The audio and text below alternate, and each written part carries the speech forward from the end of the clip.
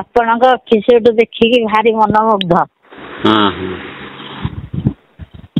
ଯୋଉ ତତ୍ଵ ଗୁଡାକ ଛାଡୁଛନି ଜୀବନ ମୁକ୍ତିର ତତ୍ଵ। ଆଉ ମୁଁ ଆଜ୍ଞା ଅଷ୍ଟାଙ୍ଗ ଯୋଗ ଟିକେ କରେ। ଆଚ୍ଛା।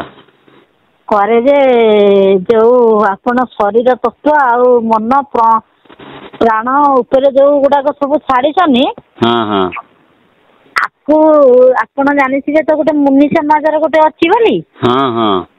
ସେଇଟା କିନ୍ତୁ ଯାହା ସେ ବୁଝାନ୍ତି ଲୋକ ବୁଝିପାରନ୍ତିନି। କିନ୍ତୁ ଆପଣ ଯୋଉ ତତ୍ଵଟାକୁ ଦଉଛନ୍ତି ଏଟା ପୁରା ଇକା। ତାକୁ ଯିଏ ଜ୍ଞାନ ଦ୍ଵାରା ଗ୍ରହଣ କରିନବ ଆଜ୍ଞା ସବୁ ଦର୍ଶନ ବର୍ଷନ ଆପଣ ଯାହା ଛାଡୁଛନ୍ତି ମାନେ ମୁଁ ନିଜକୁ ଧନ୍ୟ ନ କରିକି ରହିପାରୁନି। ଆଉ ମନେ ମନେ ବି ଆପଣଙ୍କୁ ଗୁରୁ କରିଛି। କାରଣ ମୁଁ କହିଲି ଦ୍ରୋଣ ନ ଦେଖିକି ନ ଯାଇକି ମୁଁ ତ ନାରୀଟିଏ ମତେ ନିର୍ଦ୍ଦିଷ୍ଟ ନେବେ କାହିଁ ମୁଁ ପ୍ରତିଶ୍ରୁତି ଦେବି ନାରୀଟିଏ। ଆଉ ଆପଣଙ୍କ ଏପିସୋଡ ଦେଖିକିରି ବହୁତ ମାନେ ସାଧନା ପଥରେ ସଫଳ ପାଉଛି। ସେଇ ପ୍ରାଣାୟାମ ଟା କେମିତି କରାଯିବ କଣ କେମିତି ମନକୁ ନେଇକି ଅଷ୍ଟାଙ୍ଗ ଯୋଗରେ କୋଉ ଯୋଗ କରୁଛୁ ଅଷ୍ଟାଙ୍ଗର? ଯମନିୟମ ତ ପ୍ରାଣାୟାମ ଏଟା ଆଜ୍ଞା ସଂସ୍କାର ଉପରେ ରହିଲା। ଚିନ୍ତନ ଯମନିୟମ ଆଉ ବୁଝେଇବି କଣ ଆପଣ ତ ଜଣେ ଜ୍ଞାନୀ। ଯମନିୟମ ନୁହେଁ ତାପରେ ଆସନ ତାପରେ ପ୍ରାଣାୟାମ। ହଁ ଆସନ ପ୍ରାଣାୟାମ ଯୋଗ ଆମର ଏଟା 18 ଚକ୍ର ଆଗ ମୁଁ ଆପଣଙ୍କୁ କହିଦଉଛି ଆପଣ ତ ସିଦ୍ଧି ପୁରୁଷ। 18 ଚକ୍ର ଆଗ ତଳି ପାଦ ଠୁ ଯେ ଯୋଉ ଶ୍ୱାସ ଯାକେ ଯେମିତି ଛୋଟ ପିଲା ଆଜ୍ଞା ଖେଳୁନାହାନ୍ତି ମାତୃ ଗର୍ଭରେ ଠିକ ସେଇ ଖେଳଟା ଖେଳିକି ମନନ ଚିନ୍ତନ କରିକି ଖେଳି ଖେଳିକା ଯିବ। 18 ଚକ୍ର କିଏ କିଏ ସବୁ 18ଟା ଚକ୍ର ମା କହିଲୁ? ଆଜ୍ଞା ସେଇ ଶରୀରଟାକୁ 3 ଭାଗରେ ବିଭକ୍ତ କରାଯାଇଛି। ସ୍ୱର୍ଗ ମୋକ୍ଷ ପାତାଳ ଜାଣିଲେ କି? ତଳି ପାଦ ଠାରୁ ସିଏ ରହିଲା 3ଟା ଯୋଉ ଗଣ୍ଠିଟାକୁ ଆମେ ଚକ୍ର କହୁଛେ। ଆପଣ ତାର ଶୂନ୍ୟଟା ଇଏ କରୁଛନ୍ତି। ସେଇ 6 ଚକ୍ର ଆଜ୍ଞା ତାର ନାମକରଣ ହେଇଛି। ତେଣୁକରି ଶରୀରଟା ଓଲଟା ବୃକ୍ଷ ତେଣୁକରି ତାକୁ ଓଲଟରେ ଯୋଗଟା କରାଯାଉଛି ଆଉ କରିକିରି ତାକୁ କଲେ ମନଟା ଥକେଇକିରି କିମୁନି ସେ ବାଟଟା ଦେଲେ ଯେ ମନଟା ଥକା କଲେ ତମେ ସିନା ପ୍ରାଣାୟାମ ଜପରେ ମନଟା ରହିବ ଆଜ୍ଞା। ଜପଟା କରୁଥିବ ଜଣେ କି ପ୍ରାଣାୟାମ ମନେକର କଲେ କିନ୍ତୁ ମନ ଯଦି ସଂସାରରେ ଭ୍ରମିଲା ଆଜ୍ଞା ସେ ଜପ ପ୍ରାଣାୟାମରେ କିଛି ନାହିଁ ଫରକ ନା। କିନ୍ତୁ ଆପଣ ଯୋଉଟା ଆପଣଙ୍କ ଯୋଗ ସାଧନଟା ବିନା କ୍ରିୟା ସାହାଯ୍ୟରେ ବି ମାନେ ମନ ଜଣେ ଆପଣଙ୍କ ଟପିକ ଗୁଡାକ ଶୁଣିଲେ ଆଜ୍ଞା ମୋ ମନଟା ପୁରା ଥୟ ହେଇକି ଆତ୍ମା ସହିତ ଲୀନ ହେଇଯାଉଛି। କଣ ପାଇଁ ଏଇଟା ଆସୁଛି ମୋର ମୁଁ ଯୋଉ ଅନୁଭୂତି ଆଜ୍ଞା ମୁଁ ଟିକେ ଅନୁଭୂତି ଜ୍ଞାନକୁ ବେଶୀ ପ୍ରୟାସ କରେ। ବାସ୍ ସେଇ ହଉଛି କଥା। ଆମର ଯାହା କହୁଛୁ ଆମ ଯୋଉ ଏପିସୋଡରେ ଯାହା ସବୁ ଛାଡୁଛୁ ସେଗୁଡା ସବୁ କୋଉ ଶାସ୍ତ୍ର ପୁରାଣ ବହିର ନୁହେଁ କେବଳ ମୋ ଆପଣଙ୍କର ଅନୁଭୂତି ସ୍ୱ ଅନୁଭୂତି ଗୁଡାକ ଛାଡୁଛି। ଆଉ ସବୁ ଦେଖୁଥାଅ। ଦେଖି ସାରିଲା ପରେ ଆହୁରି ବି ବହୁତ ଜିନିଷ ସବୁ ଛାଡିବୁ ତାକୁ ସବୁ ଦେଖିବ। ଆପଣ ଧନ୍ୟ କରିବେ। ଆପଣଙ୍କୁ ସହସ୍ର ପ୍ରଣାମ ମୋର। ଆପଣ ବି ଜଣେ ଗୁରୁ। କାରଣ ଗୁରୁ ବୋଲି ନିଜର କେହି ନା ମନର ଗୁରୁ ହେଲେ ଆତ୍ମା ଗୁରୁ ହେଲେ ମନ ଆତ୍ମା ହେଲା ଗୁରୁ ଆମର। ତେଣୁକରି ଆପଣଙ୍କୁ ମୁଁ ଆମର ଏଇ ଛୁତିକିଆ ହେଇଛି ବୋଲି ଆପଣଙ୍କ ଫଟୋଟା ମୁଁ ନାତୁଣୀକି କହୁଥିଲି କହିଲେ ଏଥିରୁ ବାହାର କର। ସିଏ ଯୋଉଠି ଥାନ୍ତୁ ନା କାହିଁକି କାରଣ ମୁଁ ତାଙ୍କ ଜ୍ଞାନଟାକୁ ଗ୍ରହଣ କରୁଛି ମାନେ ସେ ମୋ ପାଇଁ ମହାନ ମୋ ଜୀବନଟାକୁ ମୁକ୍ତି କି ନେଇ ଯାଉଛନ୍ତି ନା ଆପଣ। ଆପଣଙ୍କୁ ବି ବହୁତ ଲୋକ କୋଶ୍ଚିନ୍ କରୁଛନ୍ତି। ମୁଁ ହସେ କଣ ପାଇଁ ମୁଁ ହସେ ଟିକେ ମନରେ କହିବି ଇଏ ପ୍ରକୃତରେ ଜାଣିନାହାନ୍ତି ବୋଲି ବାବାଙ୍କର କିନ୍ତୁ ଆଜ୍ଞା ଭାତଟା କହିଲେ କଣ ଭାତଟାରେ ପେଟ ପୁରିଯିବ କି? ତାକୁ ନ ଖାଇଲା ଯାକେ ଭକ୍ତକୁ ତାପରେ ତାକୁ କେମିତି ଧାନ କର ଚାଷ କର ଯେମିତି ପରିଶ୍ରମ କରିକି କର୍ମ ଦ୍ୱାରା କରାହଉଛି 3ଟା 4ଟା ରାତିରୁ ଉଠିକି ଆଜ୍ଞା ମୋର ସାଧନଟା ସବୁଦିନ। ଆଉ ଆପଣଙ୍କର ଦେଖିଲା ଦିନଠୁ ମୁଁ ଏଇ ଉପରଓଳି ପ୍ରଣାମ ଅନଲିମିଟେଡ ଟାଇମ କରୁଛି ଟିକେ ପ୍ରଣାମ ଜପଟା। ମାନେ ମୁଁ ଏଟା 30 ସେକେଣ୍ଡ 40 ସେକେଣ୍ଡ ବି କରିପାରୁଛି। କୁମ୍ଭକ କରିବା ଦରକାର ନା ସେ ପ୍ରଣମର ଧାରା। ମୁଁ ଆଜ୍ଞା ହସିବେ ଆପଣ, ମୁଁ ଜଣଙ୍କଠୁ ଯାଇକି ପ୍ରଣମ ଶିଖିଲି ଯେ ସେ 30,000 ଟଙ୍କା ନେଇଥିଲେ। କାହିଁକି? ସିଏ ତାଙ୍କର ଏଇ ସିମୁନି ଯୋଗଟାକୁ ସିଏ ବୋଧେ କିଛି ତନ୍ତ୍ର ମିଶେଇ ଦେଇଛନ୍ତି। କାରଣ ଯୋଗ ସାଧନ କଲେ ତ ଆଜ୍ଞା ମୁଁ ବି ପ୍ରବଳ ଯୋଗ ଦଉଛି ଲୋକଙ୍କୁ, ଲୋକ ନିରୋଗ ରହୁଛନ୍ତି ଯୋଗ ଦ୍ଵାରା। କିନ୍ତୁ ସିଏ ସେଇ ଧର ସ୍ପାଇନାଲ କର୍ଡ ପାଇଁ ସିଏ ନେବେ 50,000। କାହାର କଣ ହେଇଛି ତାଙ୍କର ହେଇଛି, ତାଙ୍କ ସାଙ୍ଗରେ ମିଶିଲି ଆଉ ମତେ ଭଲ ଲାଗିଲାନି। ମୁଁ ନିନ୍ଦୁନି ଆଜ୍ଞା, ତାଙ୍କଠୁ କିଛି ପାଇଛି, ମୁଁ ନିନ୍ଦୁନି, ମୁଁ ସତ କଥା ଅନ୍ତର ଖୋଲା କଥା କହୁଛି।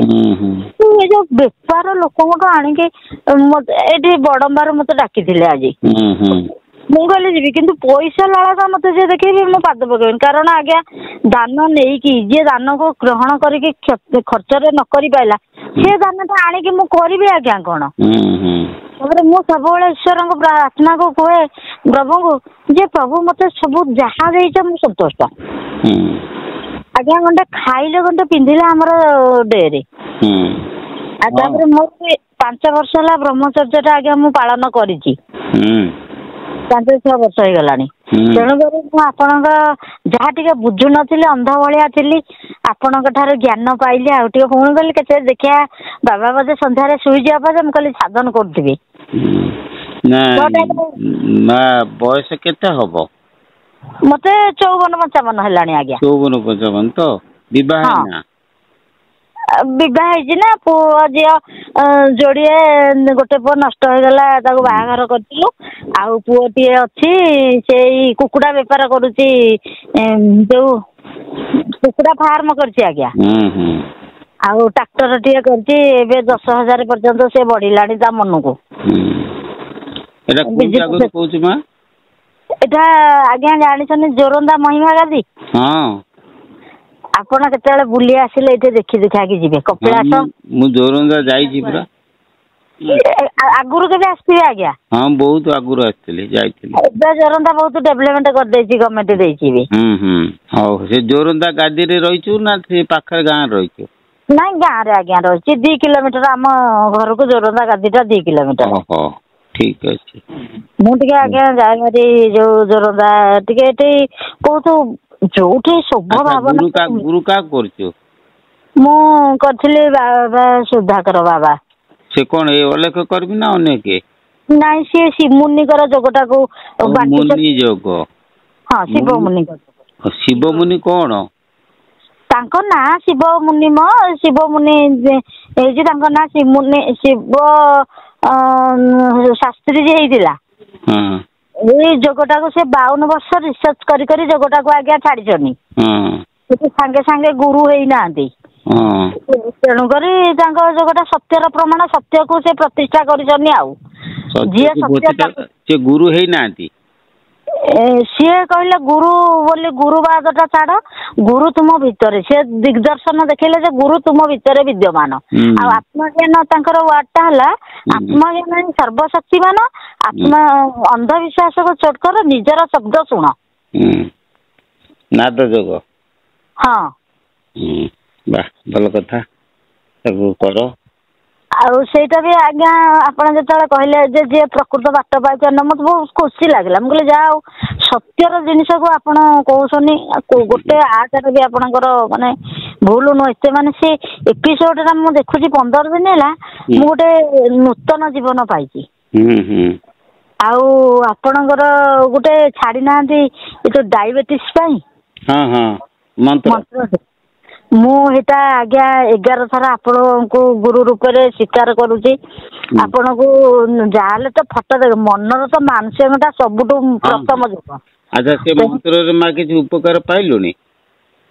ଆଜ୍ଞା ପୁଅକୁ ତ କହୁଥିଲି, କହିଲି ପୁଅରେ ମତେ ଏତେ ଭଲ ଲାଗୁଛି ଯେ ଆଉ ମୋ ଡାଇବେଟିସ ନାହିଁ କି ରେ, ଆଉ ମତେ ଟିକେ ମାପେ। ଯେ ପୁଅ କହିଲା ବୋଉଲ ଆଉ କାର୍ଡ ସରିଯାଇଛି, ସେ ଘରେ ଡାଇବେଟିସ ବ୍ଲଡ ପ୍ରେସର ତାକୁ ଟିକେ ଫାର୍ମାସିଷ୍ଟ ପଢେଇ ଦେଇଥିଲି।